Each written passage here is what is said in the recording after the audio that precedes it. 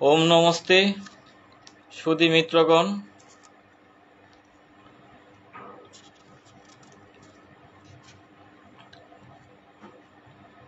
एखनकार आलोच्य विषय गुरुगृहेर अन्तेबासी ओ बौद्ध विहारेर भिक्षु।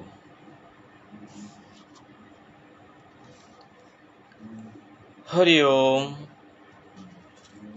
श्री श्री बाबामणि बलिलेन, जेई जुगे गुरुगृहे प्रत्येक बालकके जेते हतो 8 बत्सर बयसे, सेई जुगेर आश्रम बास आर भगवान बुद्धेर आविर्भावेर परे जे सकल बिहार नामक आश्रम स्थापित हयेछिल, सेई जुगेर आश्रम बास ठीक एक जिनिस नय। यदिओ गुरुगृहे यज्ञ उपवीत धारणेर परे शिष्यके बोलते हतो भवान भिक्षकां देहि बा भवती भिक्षकां देहि, एवं जे कोनो पुरुष बा जे कोनो महिलार निकट थेके उदर पूरणे आतपान्न चाइते हतो, तबु एक कथाटा मने राखते हबे जे भक्ष्य बा भिक्षावृत्ति एदेर नित्यदिनेर कर्तव्य छिलो ना।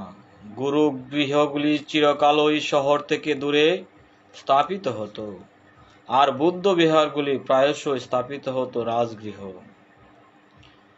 पाटलिपुत्र बा तक्षशिलार मतो बिराट ओ समृद्ध शहरगुलिर अनथि दूरे। कारण बुद्ध भिक्षुकदेर प्रतिदिन आहारकाले निज निज बिहार थेके निष्क्रांत हये शहरेर भक्तिमान उपासकदेर माने गृहस्थ बौद्धदेर गृहे गिये भोजन पर्व तादेर ओई रन्धित द्रव्य सामग्री दिये सेरे आसते हतो। लोकेर बाड़ी थेके भोज्य सामग्री बहन करे एने बिहारे बसे रान्ना करे खाওয়ার तादेर प्रयोजनও छिलो ना, नियमও छिलो ना। गुरुगृहे शिष्यदेर किन्तु ता प्रयोजन हतो।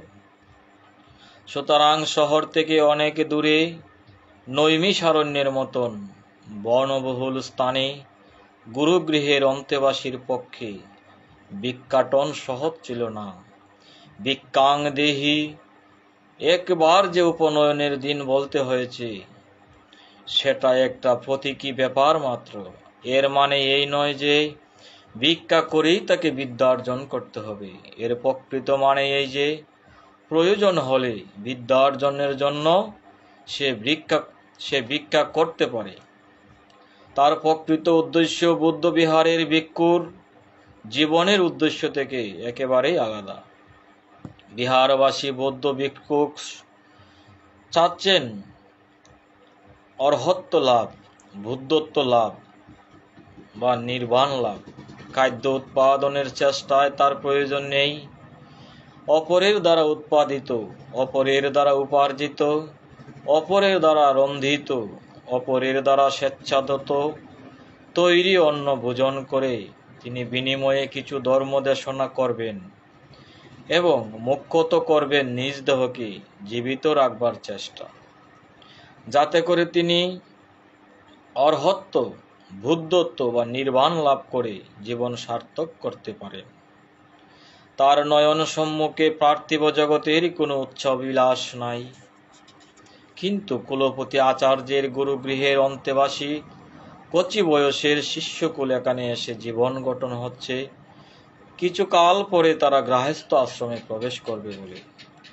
बलवान वीर्यवान सत्साहसी धर्मपरायण ओ दीर्घायु सन्तानदेर पिता हबे बोले परमुखापेक्षी हये भिक्षान्न सहाये प्राण धारण करार जन्य नय।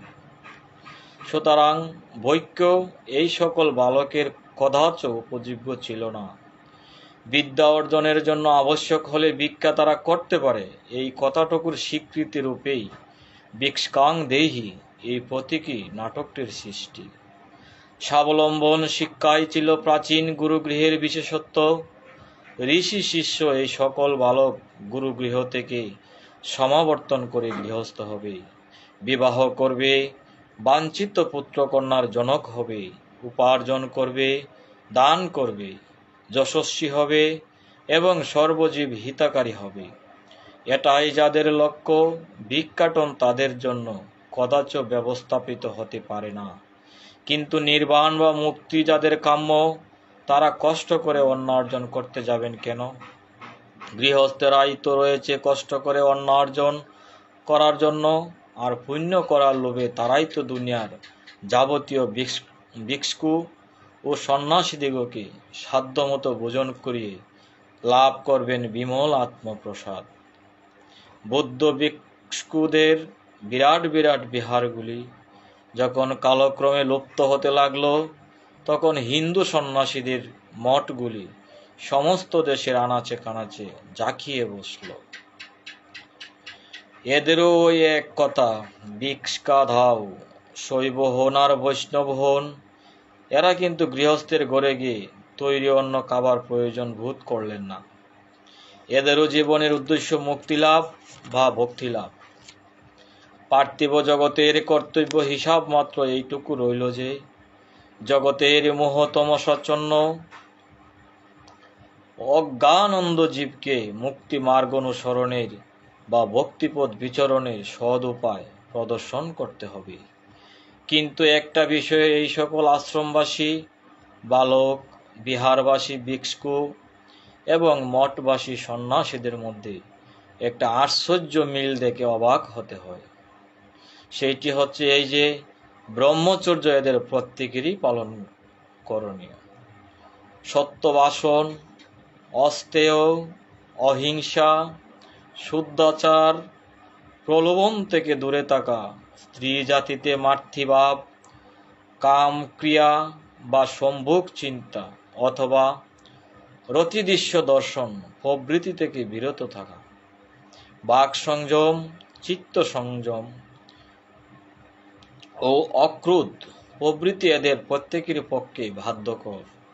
জীবনের উদ্দেশ্য তাদের ভিন্ন ভিন্ন, কিন্তু জীবনকে সুগঠিত রাখার উপায় তাদের প্রত্যেকেরই এক। এর দ্বারাই সুস্পষ্টভাবে প্রমাণিত হচ্ছে যে, ব্রহ্মচর্যই ভারতের ও বুদ্ধের সবচেয়ে অধিক নির্ভরযোগ্য ভিত্তিতল। অখণ্ড সংহিতা পাঠ আপাতত এখানেই বিশ্রাম।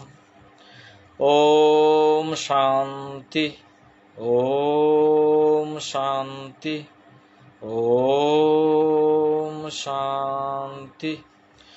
সকলেই ভালো থাকবেন, আর আমিও যেন প্রিয়জনদেরকে নিয়ে ভালো থাকতে পারি, আমার জন্য আপনারা আশীর্বাদ করবেন। আবারও দেখা হবে পরবর্তী দিনে। তার মধ্যেই যদি কারো জিজ্ঞাসা জাগে, কমেন্ট বক্সে লিখে দিবেন। আমি আমার সাধ্যমতো আগামী দিন উত্তর দেওয়ার প্রয়াস করব। ধন্যবাদ সকলকে।